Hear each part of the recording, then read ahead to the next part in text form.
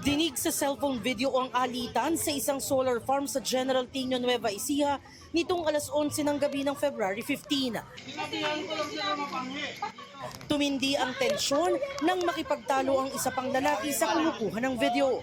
Hindi. Nandito na nga siya, Teo. Nandito na nga siya. Hanggang nauwi ito sa pamamaril. Uy, ba't mo minumura? Napatakbo ang nagbe-video na si John Michael Magtuto at kanyang mga kasamahan. Ay, tinamaan ako, pre! Pero si Magtuto tinamaan sa tiyan at hita. Tulungan niyo ako, uy. Takbo niyo na ako. Tara na, pare!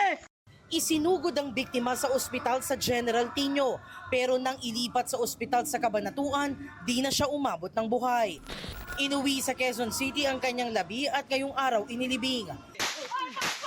Batay sa investigasyon, parehong dayo sa lugar ang grupo ng suspect na subcontractor sa pag-install ng solar panel at ang grupo ng biktima na taga-install ng solar panel. Habang nakikipag-inuman ng suspect, una umanong nagkasagutan ng kanyang kinakasama at ang grupo ng biktima. Ang ugat ng gulo, mabahong palikuran. Ang sumugod po dito ay yung grupo po ng biktima.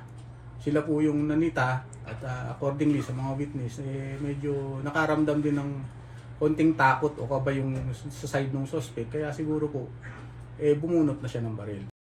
Ang namaril na kinilalang si Flores Pula tumakas sakay ng pick-up ng kanyang kinakasama. Tinutugis pa ang suspect. Noong February 16, natagpo ang abandonado ang pick-up sa bayan ng Santa Rosa.